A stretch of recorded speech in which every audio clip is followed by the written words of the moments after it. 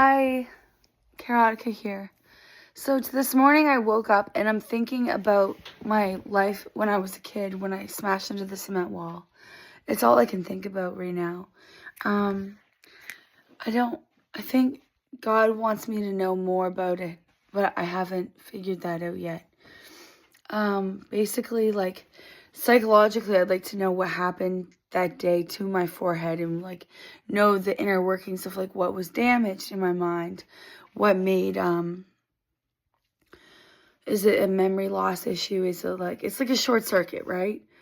Kind of, like, I just trailed off. Like, I could just be thinking, but it could just be, like, no, your brain doesn't forge through, right? Like, at this right speed and tempo.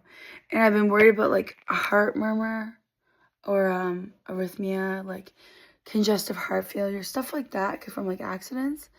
And yeah, you gotta really get yourself checked out. But with me, they didn't even do an EKG scan or anything. So what happened was, I'll brace you. There.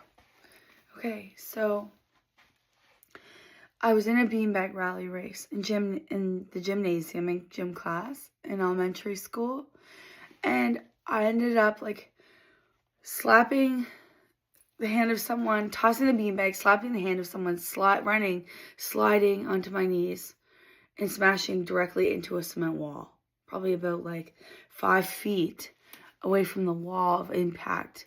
And then, so I left my body, or I was pulled out of my body. I don't know that. And I walked over. I was like across the room, and I walked over into where I was crumpled laying on the floor. And I walk over and I get myself up. I'm like getting up. My body is. And it's like, I'm going to go inside you now, Carrie. And then I was up and I was like, what happened? Push myself up or something? I think I must have been lying down. I can't remember that part. I just saw myself there. And then it's like blurry, you know? Is it my imagination? Is it literally like... But anyway, I feel like I remember going into my body and saying, I'm going to come inside your body now, Carrie. And then I did. And then I got up and I was like, I'm alive or something. I laughed a lot because I was so like happy to be alive. So, they formed this bump, right? And I have a different bump there now too because I hit my head again. And it can't, like, I don't know. It's just bad. It was like out to here, 2 black eyes. And I want you to just to be careful. I want you to be safe. I don't want kids to wear helmets in gym class, but I want people to be safer. So, that being said, I believe that the Holy Father, that Christ, the Holy Father, gave me new life. Because, like, I went to, like, a black abyss with, like, stars. And it wasn't the night sky, per se, but it was, like, an unconsciousless state of, like, an afterworld or something, or just blackness and stars. And, I didn't really like it. I was like, you know what? There's more for me. There's more for me. I want a whole life. So, I guess I was meant... I don't know what was meant to... why I was meant to experience this. It's just, it's kind of dumbfounding because you don't know why you go through something, right? You don't know why, but you did, and you get to come back and talk about the reason. And to me, it's in my heart. Like, it's not like a place I went to. Hi, I just had a coffee and took my medication, and that's good. That's good for me. I am trying to express to you why I feel like I had my accident or near-death experience. So this has all come to light because, I mean, it was like 20, I don't even know. I was 10 and I'm 37 now. So it would be like a long time ago. Like, how many years is that? Let's go back.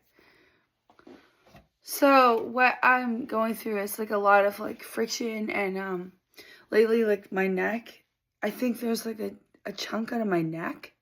Something's going on. I'm worried about melanoma on my toe.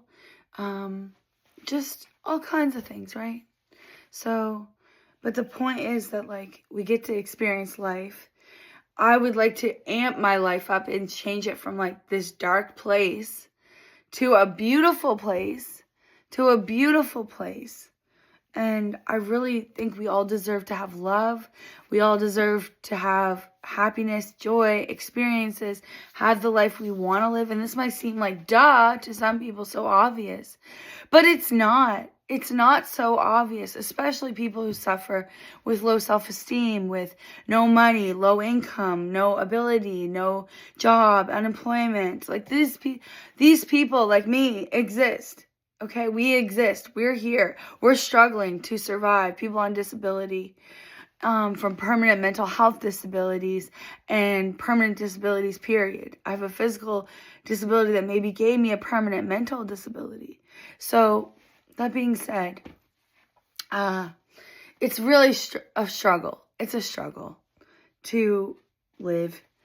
And the stuff that people do with others, I find spiritually, they're abusing the systemization of, like, empathy. They're abusing empathy. Like, if I have compassion for you and caring and loving compassion for you, and you take it for granted and you keep using me without saying thank you or showing a sign back that you care and you're grateful, it's going to feel bad for me eventually, hopefully. Or else I'm just being used. And you're not going to really appreciate it. And if you don't, I'm going to feel like, why am I doing this? And that's what it feels like is happening. Depreciation in my life, immensely. A lot of people just depreciate each other. They depreciate each other. And that's not helping us grow and flourish on earth. I'm going to come back to this. I am just waking up, actually. So I'm going to just come back to this and let you know that there's a better life coming for you. It's hilarious. I was just doing math. Okay. So I'm like 37. So subtract 10, that'd be 27. Subtract 10, it would be 17. Subtract 10, it would be like 7. So I was like around 7. 7, 8, 9, 10. I was 10 to 11. So it's like 23 years ago. I don't know. It would be like,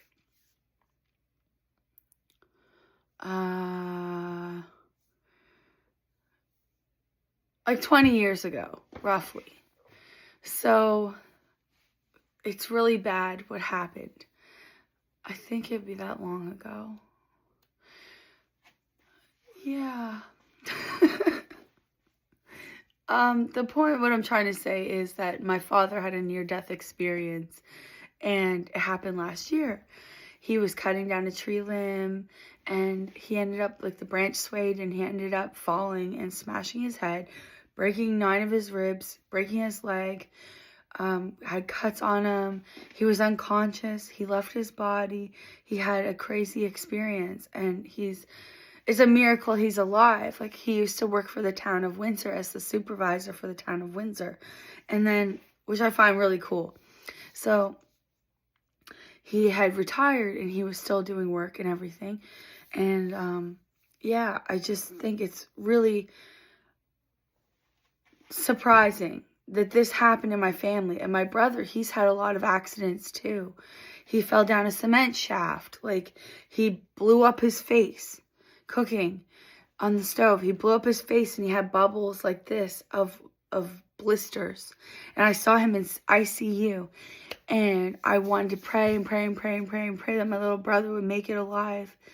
So, like, he had a near death when he was 1, when I was holding him, yelling for my mom at the top of the stairs, not knowing she was in the other part of the basement.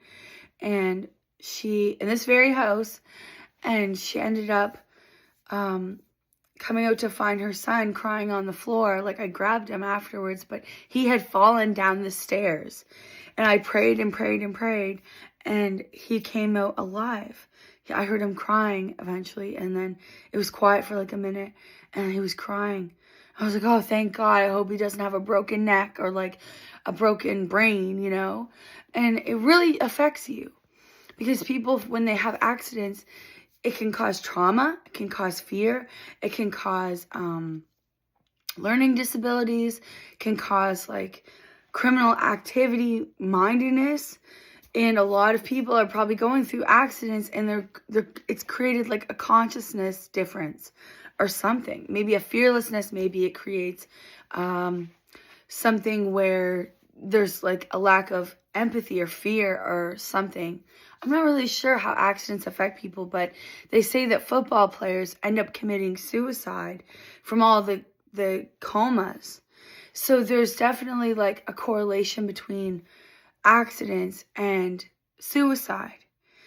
Now, I went through like, I have a proper diagnosis, and I can share that in another place and time, but some of the symptoms are like bipolar disorder, where I experience very heavy lows and very high highs, but medication kind of like levels you. It doesn't take away your ability to feel, but it can make you feel numb sometimes, where maybe you'd feel more in tune. But like for me, it's like it brings my mind from being like this, all out here, feeling like empty and like a balloon is a balloon of static friction, and it kind of brings my mind in, paired with ADHD medication, and then I have more focus. And I'm on a kind that doesn't stimulate you into psychosis, because there's types of ADHD medication that stimulate someone into more irritability, anger, psychosis, like just stuff that's like toxic emotion that would lead someone to be violent, for example. And mine's not doing that. So that's really good. So I'm not naturally a violent person. I've never been that violent. I've been competitive. And I just find the situations that I've gone into in my life have been violent at times because other people that don't have medication, that are violent maybe, are angry or repressing their emotions like males, and they're not letting their communication work. They're not able to communicate that they're pissed off, angry, frustrated. They're just like so adamantly against what I'm saying, for example, that they attack me. And I've attacked back in self-defense, and it's just been a horrible experience. So I don't like violence. I don't condone violence. It's never the answer. But I think that this whole near-death experience stuff that keeps happening in my family is for us to honor God more as a family, because we have had these experiences, and it didn't affect my mother that I'm aware of. Like, she's never had one that I'm aware of, but maybe she has, and I don't know. She's very cautious. She's very calm and doesn't put herself in bad situations. Not saying a bad situation couldn't happen, but for people that don't get wild and embrace like fearlessness all the time, like jumping on a snowboard, going down a hill, speeding down a hill, I'm saying like she's in a cautious place. So I'm really grateful for that. I'm grateful for my mother in every way I can be. She works very hard. She's a manager and she works very hard, and it makes me aspire to be more like her, you know, even though I'm kind of like my dad, who loves to be exhilarated and excited and jump around, you know, like he was naturally a very hyper person and high energy. He'd walk around the block in like, I don't know, a short amount of time, but just speed walk. And I will speed walk, and like we like to go fast, high octane people. But my mom wouldn't even go for the walk. You know, she'd just be like, oh, I'll just be cautious, cozy, like chill. She's chill. And she goes for walks though sometimes. She just likes to spring. So, I don't know. I think like people that have never experienced medical trauma or near-death experience, accidents, it exists, and it does frazzle your brain. There's always long-term effects. If you come out and there's no long-term effect, that's amazing. That's amazing. That's a miracle. I mean, we see people who've been rehabilitated from walking. They couldn't walk. They're paralyzed for something. And they end up walking again. And it's like this divine miracle. And I just want to say, like, believe in the power of prayer for your life. Like right now, I've been in situations where I've been like, I'm getting a job today. Moved to a new place, to Yarmouth, decided to get a job, got a job that day. And it worked, and it was great. But then it didn't work out because of the relationship problem I was in. So I had to leave the job. And I was on a highway, sleeping in a car kind of thing on the side of the highway.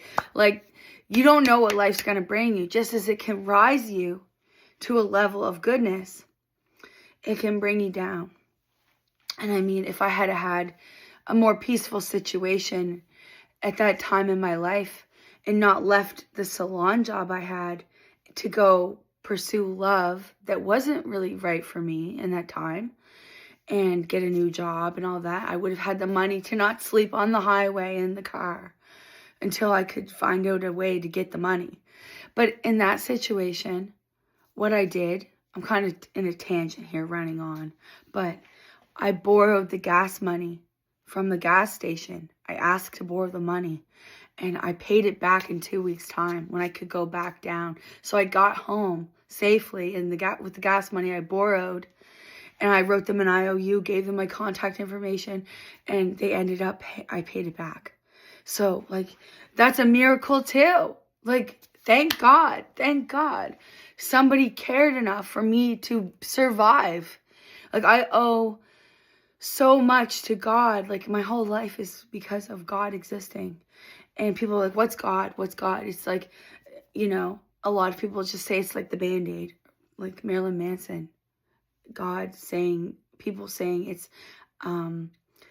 it's the go-to to survival. Like, yes, I thought of that to do those things. I thought of those things, but I owe it to a higher power that got me out of those unsafe situations.